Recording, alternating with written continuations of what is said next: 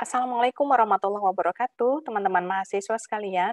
Kali ini dengan saya Dian Mardisa Fitri, saya akan sampaikan mengenai activity based costing sebagai materi tatap muka ke-6 perkuliahan analisis biaya. Teman-teman sekalian, capaian pembelajaran mata kuliah kita hari ini adalah mahasiswa mampu merancang sistem terintegrasi sesuai dengan standar teknis akumulasi biaya aktivitas berdasarkan aktivitas pada industri manufaktur, dagang, dan jasa. Baik, pada bagian awal kita akan bahas dulu mengenai product cost cross subsidization. Begini teman-teman.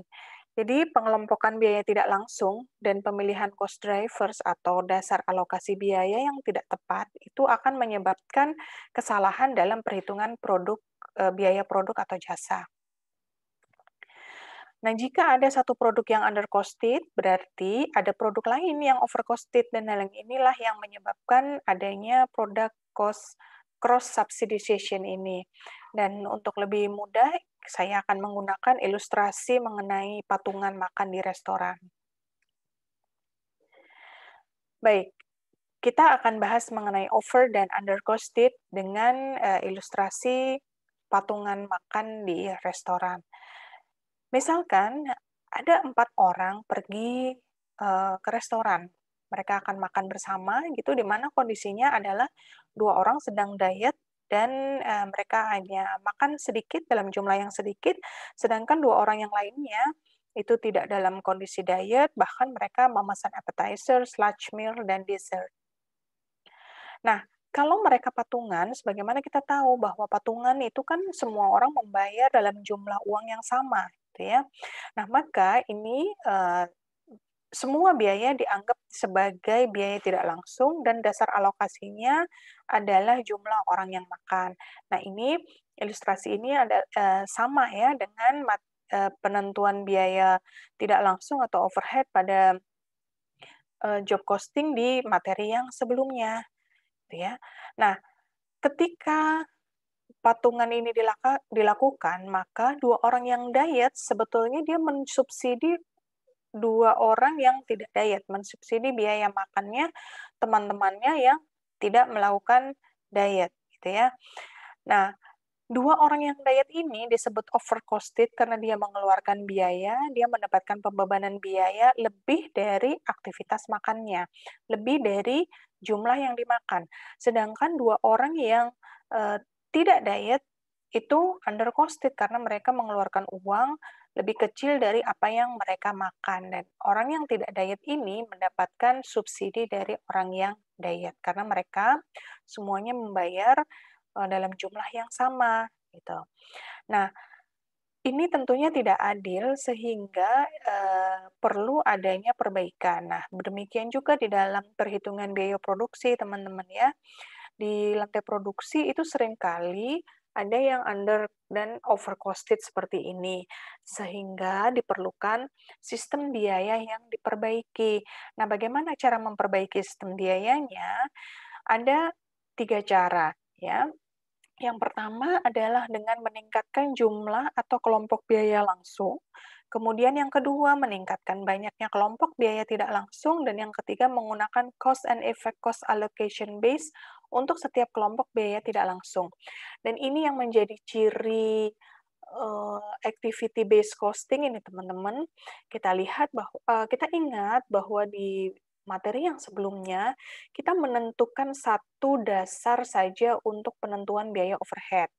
Tetapi di dalam activity based costing ini, biaya overhead-nya tidak bisa menggunakan dengan satu dasar saja atau satu dasar tarif, gitu ya. Kita akan melihat aktivitas-aktivitas apa yang dominan di dalam satu kegiatan produksi, dan itulah nanti yang akan kita sebut sebagai cost driver atau pemicu biaya. Nah, kita lihat contoh. Ya, misalnya saya punya ilustrasi seperti ini. Sebuah perusahaan mempunyai dua produk, yaitu premium dan reguler, dengan biaya langsungnya $120 dan $80. Biaya langsung ini saya ingatkan lagi teman-teman, ini adalah terdiri dari biaya bahan langsung dan biaya tenaga kerja langsung. Kemudian data selanjutnya adalah setiap produk ini memerlukan 5 jam kerja langsung dan ditentukan bahwa tarif overhead-nya untuk semua produk adalah $10 per jam kerja langsung. Nah, kemudian kalau kita lihat dari tingkat kesulitan pembuatan produknya, lini produksi premium ini lebih rumit daripada produk reguler, di mana produk premium ini membutuhkan 2 kali jumlah jam engineering, 4 kali jumlah setup mesin, dan 2 kali jam mesin dibandingkan dengan produk reguler. Kemudian kita akan menentukan alokasi biaya tradisional untuk setiap produknya. Nah, bagaimana caranya? Nah, seperti biasa bahwa biaya produksi itu akan kita hitung dari biaya langsung ditambah dengan overhead, di mana biaya langsung itu terdiri dari bahan langsung dan tenaga kerja langsung. Sekarang kita masukkan di sini, kita hitung. Untuk produk premium, biaya langsungnya adalah $120 dan overhead-nya adalah 5 jam. 5 jam itu di sini ya, bahwa setiap produk itu akan dikerjakan selama 5 jam kerja langsung, dan tarif per jamnya, tarif overhead per jamnya adalah $10. Sehingga kita dapatkan 50 di sini, dan total biaya produksinya adalah $170. Demikian juga dengan reguler, kita hitung dengan cara yang sama, kita dapatkan bahwa biaya produksinya adalah $130. Nah, teman-teman sekalian, penggunaan pengelompokan tunggal biaya tidak langsung atau biaya overhead ini dengan jam kerja langsung sebagai dasar alokasinya mungkin akan tidak tepat, gitu ya. Karena apa? Karena sumber daya yang terpakai untuk produksi kan tidak sama. Tadi katanya di sini bahwa untuk membuat produk premium itu memerlukan 2 kali jam kerja, 2 kali jumlah jam engineering, 4 kali waktu setup, dan 2 kali setup mesin lebih banyak dibandingkan dengan produk reguler. Dan ini adalah awal dari ketidakadilan tadi. Nah, untuk memperbaiki kekurangan dalam sistem biaya tradisional tadi, kita akan belajar mengenai activity based costing atau kalkulasi biaya proses atau biaya produksi berdasarkan aktivitas. Nah, seperti apa ABC ini? Jadi ABC ini adalah sebuah metode perbaikan sistem biaya, teman-teman ya, di mana biaya tidak langsung atau biaya overhead itu akan diklasifikasikan menjadi subkelompok biaya aktivitas. Kemudian ini nanti akan dialokasikan pada biaya akhir dengan menggunakan dasar alokasi. Nah, tadi yang saya sebut sebagai cost driver itu, jadi pemicu biayanya adalah aktivitas apa yang dilakukan dalam proses produksinya, gitu ya. Nah, nanti aktivitas ini akan bisa diukur, ditelusuri, sehingga cost driver ini mudah ditentukan. Jadi, apa yang paling dominan, aktivitas apa yang paling dominan dalam satu kegiatan produksi, itulah yang akan menjadi cost driver, gitu ya. Nah, sehingga nanti objek biaya akhir atau biaya produksi yang dimiliki oleh masing-masing produk itu akan proporsional menyerap biaya tidak langsungnya sesuai dengan aktivitas apa yang diperlukan untuk memproduksi produk itu. Ya, nanti kita akan lihat, mudah-mudahan dengan contoh akan menjadi lebih jelas. Nah, sekarang kita akan bandingkan sistem biaya tradisional dan sistem activity base ini. Nah, kita lihat yang pertama adalah sistem traditional costing. Ilustrasinya seperti ini. Teman-teman sekalian, produk jadi kita ini adalah individu produk, di mana setiap produk ini kan akan dijual. Nah, berapa nilai jualnya itu tentunya bergantung pada biaya produksinya. Dan kita lihat di sini untuk produk A, B, dan C ini masing-masing kita sebut sebagai individu produk, dan individu produk ini adalah objek biaya akhir. Ya. Nah, kita ingat bahwa untuk memproduksi A, B, dan C ini ada biaya langsung yang dibebankan ke harga produknya. Biaya langsung ini tadi terdiri dari biaya bahan langsung dan biaya tenaga kerja langsung. Oke, seperti ini. Dan satu lagi adalah biaya tidak langsung atau biaya overhead tadi. Nah, di sini biaya tidak langsung itu dikelompokkan hanya menjadi satu. satu kotak ini, satu pool saja. Jadi satu kelompok dan dasar alokasinya menentukan biaya individu produk. Nah, ini kan yang kita pelajari kemarin di perhitungan biaya produksi, gitu ya, seperti ini ilustrasinya. Nah, sekarang apa bedanya dengan activity based costing? Nah, di activity based costing ini di sebelah sininya sama nih ya. Jadi masing-masing produk ini adalah individu produk dan dia mendapatkan pembebanan biaya langsung. Biaya langsung yang terdiri dari bahan langsung dan tenaga kerja langsung. Tetapi yang berbeda adalah pada penentuan biaya tidak langsung. Ya, tadi saya katakan bahwa biaya tidak langsung itu kita breakdown lagi loh menjadi beberapa aktivitas. Aktivitas apa yang dilakukan di dalam proses produksi ini, gitu ya. Nah, kita akan menelusuri aktivitas-aktivitas ini, apakah mereka memang benar-benar terlibat, aktivitas-aktivitas ini memang benar-benar terlibat dalam pembuatan produk. Nah, seringkali kenyataannya adalah seperti ini, bahwa misalnya ini ya, misalkan aktivitas satu itu akan dilakukan untuk produksi A, B, dan C. Maka dia akan dibebankan ke A, produk B, dan produk C. Tetapi ternyata aktivitas 2 itu tidak dilakukan untuk produksi produk C, sehingga produk C ini tidak boleh mendapatkan pembebanan biaya overhead dari aktivitas yang kedua, gitu ya. Demikian juga dengan aktivitas yang ketiga, ternyata untuk bikin produk A itu nggak perlu loh aktivitas 3, sehingga aktivitas 3 ini biayanya hanya akan dibebankan ke produk B dan ke produk C. Nah, seperti itulah activity based costing. Jadi, dengan cara yang seperti ini, dengan membagi biaya overhead ini ke dasar aktivitas yang banyak ini, maka ini akan menjadi lebih proporsional gitu ya, sehingga tidak ada yang overcosted atau undercosted seperti di kasus patungan tadi, teman-teman. Ya. Nah, sekarang kita lihat contoh. Misalnya ada sebuah perusahaan yang membuat produk jenis A dan jenis B. Yang produk A itu low volume, specialty item. Sedangkan yang B itu merupakan high volume item. Kita tahu bahwa kalau produk yang low volume specialty item itu pasti akan lebih mahal. Gitu ya, pasti itu yang lebih mahal dibandingkan dengan yang high volume item, gitu ya. Nah, kemudian estimasi overhead pabriknya adalah 800.000 satu periode itu. Dan jumlah jam kerja langsung untuk 1 tahun itu diestimasi adalah 50.000 jam. Kemudian kita tahu bahwa tarif jam kerja langsungnya adalah $10 per jam. Kemudian setiap produk memakai 2 jam kerja langsung. Kita diminta untuk menghitung traditional cost-nya. Dengan cara traditional cost-nya, kalau produk A dan B ini biaya bahan langsungnya adalah $25 dan $10. Nah, yang pertama yang harus kita lakukan adalah menghitung estimasi tarif overhead-nya. Kita tahu nih tarif overhead-nya dalam setahun itu 800.000. Maka 800.000 dibagi dengan dasarnya. Dasarnya adalah 50.000 jam kerja, maka kita punya $16 per jam. Seragam. Sama untuk produk A dan produk B. Sehingga kita akan mengerjakan seperti ini ya, menghitung biaya produksinya adalah biaya langsungnya terdiri dari bahan langsung dan tenaga langsung ya. Bahan langsungnya ini ya dari sini 25 dan 10 masing-masing untuk produk A dan B. Kemudian tenaga langsungnya tadi dibilang setiap produk akan memakai 2 jam kerja langsung.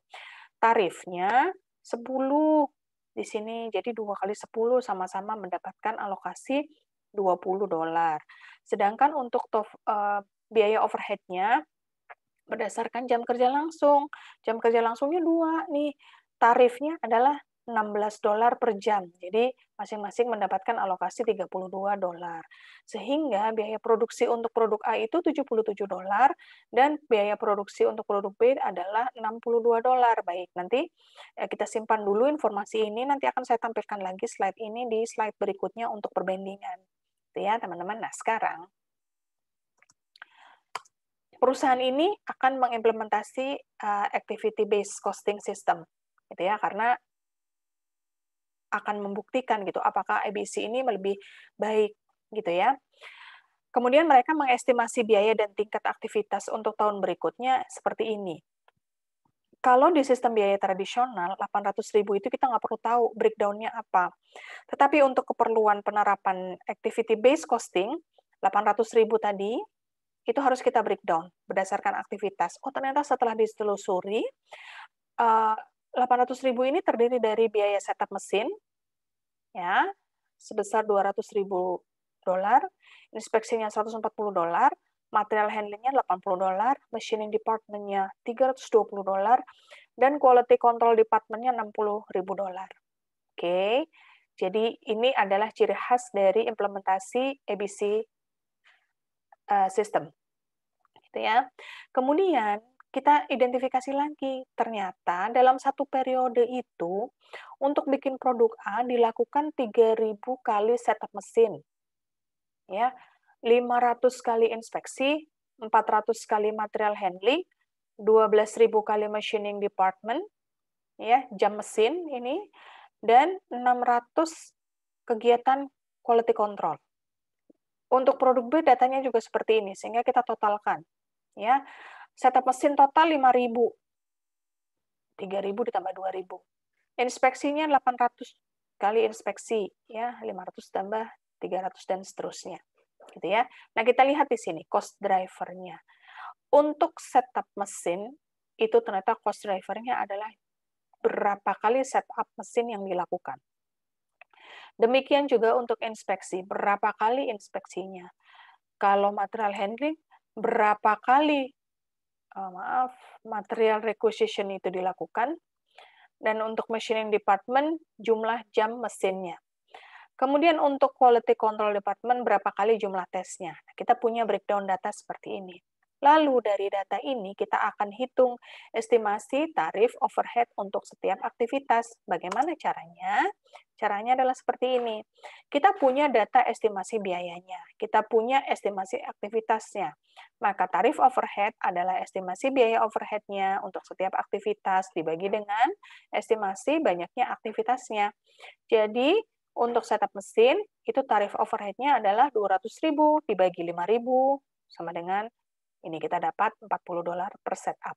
Demikian juga untuk inspeksi, material requisition, untuk machining department, dan untuk quality control department. Masing-masing kita punya tarif overhead-nya. Baik, saya lanjutkan. Nah, ternyata dalam satu periode ini telah diselesaikan batch produksi sebanyak 100A dan 100B. Jadi jumlah produksinya 100 gitu ya, masing-masing. Biaya bahan langsung dan tenaga langsung sesuai seperti yang telah dianggarkan.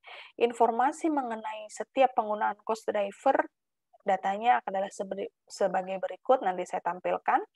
Kemudian kita diminta untuk menghitung tarif biaya overhead yang dialokasikan pada unit A dan B. Nah, ini adalah data, teman-teman ya.